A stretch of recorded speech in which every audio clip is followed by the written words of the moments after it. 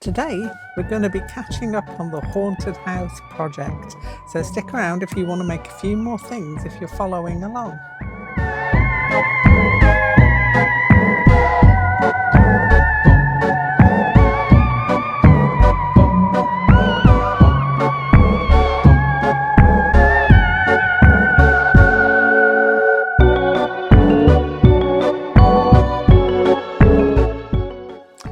Hello and welcome back to a Kooky Corner of YouTube. I have been really super busy making my swaps for the Arty Farty Annie's Home Sweet Home swap, and I'm just about there. So I've got a bit of time now to make a video. It's been full on. It's been full on for a couple of weeks. And I think I'm finally seeing the light at the end of the tunnel. I've enjoyed it immensely. It's been a process, and I will be going into that possibly sometime next week when I've got all my swaps posted and done with. Anyway, before that, let's have a little look at the haunted house. The last time I left you, I had undercoated this. So I kind of primed it with a white primer, and I have now painted it up. So all the outside is painted in black, and then in the areas on the inside, I've given it like an orange and green vibe for each of the rooms. Not really rooms, but if you know what I mean. So we had a little space for our cat. So I think he's going to go there. The next thing I want to add in is a little ghosty. So the little ghosty, I was thinking he could go in one of these 3 squares at the bottom. And he's just a little felt ghost, and also can be made into a brooch. So I thought I would show you how to make that, and then we'll have a look at making something else for this as well today, so that we are cracking on, because Halloween is imminent, isn't it? It's not far away, and I want this to be up and ready and displayed for the eve of Halloween. Okay, right, let's get to our ghosty. So the first thing I did was to sketch out my little ghosty. He's really quite a simple ghost, but he's very effective. Really simple pieces, really easy to make. So if you have younger members of your family that you want to make this with, or you want to do things quickly, this is your guy. He is great for a quick gift as well. If you don't want to put him in a haunted house like me, then you can then just make him with a little brooch back on, and he's a little ghosty gift. But yeah, sketched him out. I traced him onto a piece of paper. Obviously, that's a different way around. You can put your ghost any way you like. It can be that way or that way. And then, because I was going to trace around him a few times, I put him onto some kind of stiff, this is a stiff felt. And I thought that this would survive longer than the paper pattern. So if you're making one, paper pattern do. If you're making a few, then either onto a piece of cardboard or onto a piece of acetate or onto some of this thick, well, it's not thick felt, it's a stiff felt. Will work really well. So now we're going to transfer that onto our piece of felt.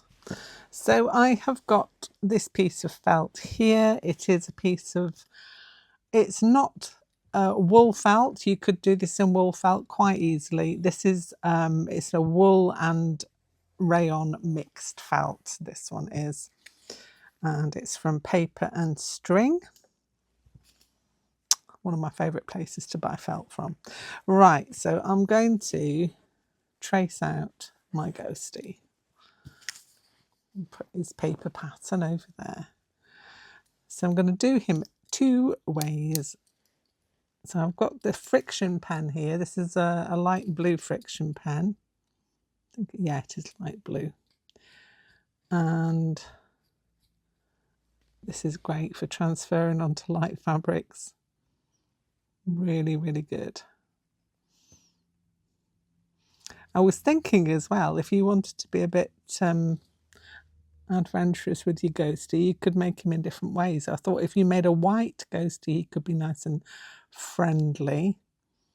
You could have a grey ghost who's a little bit grumpy. Or you could have a black ghost who's just a little bit evil. Depending on what you wanted. I am going for all happy, friendly ghosties. But I did have that thought when I made this grey template. I thought, ooh, he could be like a poltergeist or something. A bit grumpy, throws things around. So that's an idea. And I'm going to reverse him and do the same again on the other side. Just remembered that I forgot to put the markings for the eye, but I'm not going to worry too much about that for the minute because I've not decided which way round I want him yet. Another idea for these ghosts is you could make them into a garland. So you could make, say, 12 of these and then string them into a garland with the little felt balls in between them. I think that would look rather cool as a decoration too, which I might actually attempt at some point. I think I'm going to have, yeah, that's going to be the way the eyes go when I flip him over. So now to cut them out. I've got a pair of my favourite scissors. They don't make these anymore, sadly. It's a good job I invested in a few pairs when they did, because they've got nice wide handles, and they've got a really like a microfine tip for cutting, so you can get really into details with them. I really love these scissors. I wish they still made them. They do something similar, but it's not the same. So as I say, I'm very happy that I got these when I did. I think I still got one unopened pair in my storage drawer. So I think I'm set. Got about 3 pairs that are on the go. I use them for different things. So I've got a pair that I use for knitting and crochet, and that tends to just be for thread cutting. It's got something attached to it that has got some darning needles in, which I find very helpful, because whenever you need a darning needle, you want it to be like available. And I found that mine used to hide. I don't know if you have a similar problem where your darning needles hide, but mine did. So I curtailed that by attaching them to my scissors. Let's just snip that off, it's just getting in the way. And cut around, cut around. And we've got our first ghostie cut out. So you cut out both of these, obviously. And you can turn them around so that the blue is on the other side. That's what I would do anyway. So I'm going to cut that one out in a minute, but first of all, I'm going to show you what you do with your front piece. So we've got our ghostie template. I'm going to use the paper one for now. And I'm just going to mark where I want his eyes to be. And then I'm going to get my awl, which is hanging around somewhere. There it is. And I'm going to carefully push through where I want the eyes. It's a good idea to mark them on your pattern so you can try it out and mark them out, and then all your ghosties will have a similar look to them. Then I need my beauteous brads. So I'll keep those in a little box, and I want 2 of these. Now, somebody asked me about sizings of these. I generally tend to get either the 4 or 5mm ones for small projects. And for the bigger ones, you can get these paper fasteners, which are wonderful, and then you just paint them with an enamel paint. So you've got a nice, look, there's two different sizes that I use, really. Generally, those two are the ones that suffice for all of the things that I make. But for this ghostie, he's going to have the small ones. So let's pop those in. So yeah, I will cut out the other bit and then it gets sewn together. You will need a small amount of stuffing as well for this, or polyester filling, whatever you want to call it. And just to give it a little bit of body. Oh, I've got a hair there. Open out the prongs at the back.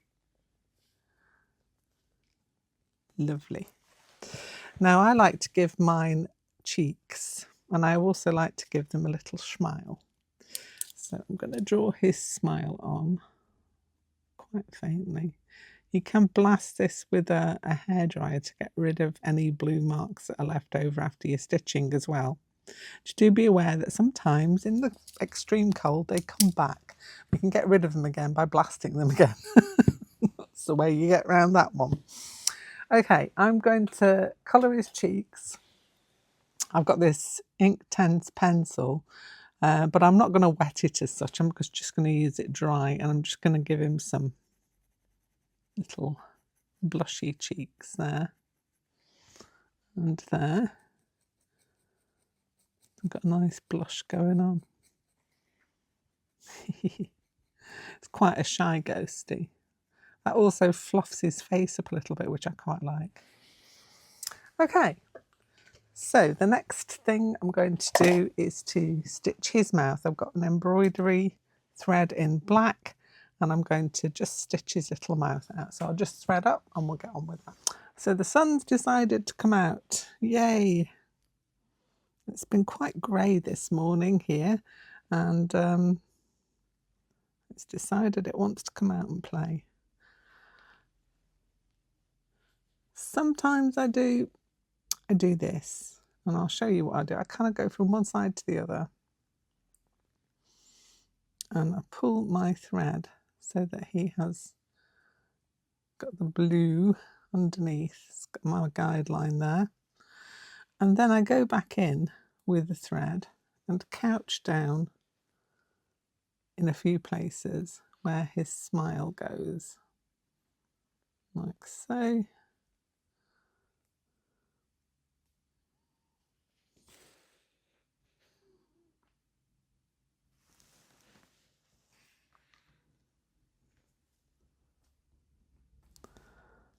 Just making sure that you're not going too far out with your stitches, otherwise you'll end up with like teeth marks on him. Which looks cool on skeleton faces, but not so great for a ghostie who's supposed to be quite friendly.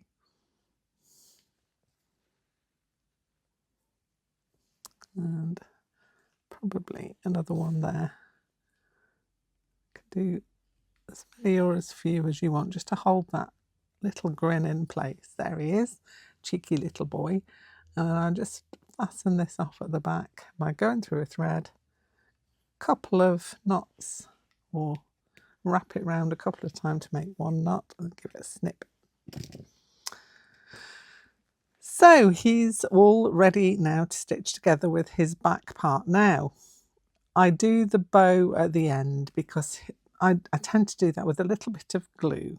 You could stitch yours on equally if you just want to stitch, but I use a little bit of fabric glue to stitch that on with. In fact, I use my Aliens felt and foam tacky glue to stick that on with because it sticks really well. But yeah, I'm going to cut myself out a back piece for this one now, and then I am going to sew it together. What I'll do is I will start just underneath that wing there, and I will do an oversew stitch all the way around until I get to about there, and then I'll start to add in some of the polyester stuffing just to finish to stuff him up and give him some bulk, and then I'll finish off the stitching up to there.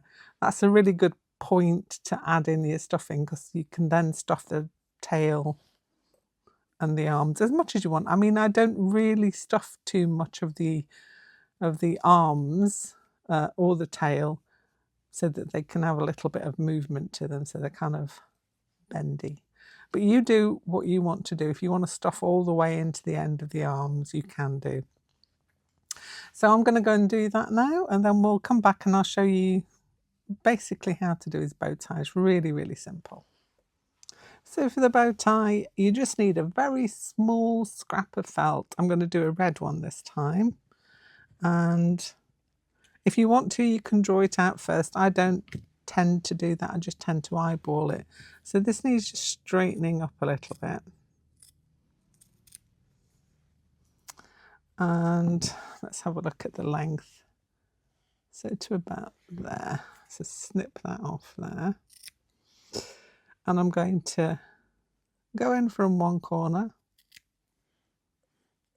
And I'm going to go straight for a little bit. And I'm going to go out to the next corner. So coming in from one edge, going out a little bit in the middle, and then going out to the next corner. You've got a really simple little bow tie. It's very, very simple. If you want to add decoration into the middle, you could add a bead. You could also, if you wanted to, as an alternative, and you want to be a bit fancy, you could wrap a piece of this spare felt around the middle to go like that to make it a proper bow tie. I just add in a little dab of the glue. This is my Stickles glue that I put in there just to give a little bit of shine and what have you, just to give him a little bit of a sparkle. Put this in my pot somewhere. I can't find my orts pot for now. So that is basically what you do, and then you put that onto your ghostie with a little dab of fabric glue there, or you could sew it on however you want to do it, and then he will fit in our house. So I'm trying to decide which one he's going to go in. Kind of like him in there. Actually, I like him against that green. But you can choose where he fits. So mine's going to sit in there. Now the next thing I want to do is to make some pumpkins, and I want them to go either in there or in there. I've not decided yet, but I think if I do 1 or 2 pumpkins, or maybe 3 I could do in there as well. But the technique's going to be the same for all of them. So I will show you how I'm going to just needle felt some simple pumpkins to go in my little box. So last year I made this little stack of pumpkins, and I think I'm going to do my new set in a similar way. You could do all 3 different colours, so you could do like a nice rusty colour, you could do an orangey colour, and more of a yellowy orange. I can't even speak now. And this is how we're going to do it. And I think I've moved my ghostie over to that side now because I think that orange pumpkin stack looks quite nice against that green. So that's what we're going to do. So I'm going to show you with one of the colours that I've got that I used for my pumpkins. This is called Corriedale. It's a Corriedale wool, which I find really good for needle felting. I got this from World of Wool, you can see there. And that was the actual piece of wool roving that I've got. So you pull yourself off a fair amount. When you pull your roving off the whole bat, you spread it out a little bit, and then just gently, you don't have to pull, don't pull too hard or it won't separate. You have to do it really kind of slowly and carefully. So here's one I started to felt already, but how I put it together was I put myself a knot in my piece of roving like this. Kind of maybe unconventional, I don't know, but that's how I'm doing it. And wrap the rest around. And I've got a star felting needle, which is like a #38 firming needle. So it's a star felting needle, which is a size 38. I've got 2 of them. I'm going to use one to start off with, and you're just stabbing it to hold it in place, and you keep moving it around to keep that circular shape. The knot that you've put in it will give it some kind of stability to felt into as well, because otherwise it all starts to fall apart while you're trying to do it. You just keep moving it around, and as you're going, what I do as well is just rub it between my hands to keep that circular shape going on. And it's a good one to do to take your frustrations out of a day. Let's do some stabbing. I'm just going to put 2 together now, because that speeds up the process somewhat. If you've got a felting pen that's got 3 on it, that will also do. I'm sorry if I'm juggling the camera, but that is the nature of felting. That's what it does. Does its do. And you just literally just keep moving it around. Keep your fingers well out of the way of the needles. If you can see, mine are curled back away from where the needles are going. A bit like when you're chopping vegetables, you always kind of keep your fingers out of the way. You can bridge it as well, but I prefer this way. And just keep rolling it between your hands, and it will eventually all start to come together. It will get smaller as well, so you have to figure that out into your equation with the amount of wool that you use as to what size pumpkin you are going to end up with. I've made some bigger ones of these. If you look back in my playlist, I think they might be in the Halloween playlist, perhaps. But I have made some bigger versions of these that I put on my mantelpiece. So they were like, if you think of the small pumpkins that you can get, the little weeny ones that you can sometimes get in grocery shops, they were kind of that size. So I'm just going to keep going with that. I'll be back in a minute.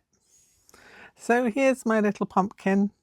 It's quite firm now, not squishy. Well, not as squishy, still slightly squishy. And there are 2 ways you can get the lines on these. You can do it with thread and pull that tight around it, but the way I prefer is to just needle felt a line. So going in a continuous line from the top to the bottom, just in that one position, and going round it like that. And then on the other side, kind of matching it up again. So kind of deeply felting that line to go around your pumpkin. And then you get those pumpkin segments in there. So you're just following that line down, an imaginary line in your head, just to deeply get those lines going on in these pumpkin segments. So you can see that one there. That one's quite a visible one. And you just keep working it until you get these segments appearing in your pumpkin. Let's go down this one. You can do as many or as little as you like. It's kind of a little fiddly to keep your pumpkin in one place, but do remember to keep your fingers well out of the way. Otherwise, it's not the nicest feeling to jab yourself with one of these felting needles. And it's certainly not something you'd want to do with small children, because it's, as I say, quite painful, can be very painful if you stab yourself with one of these.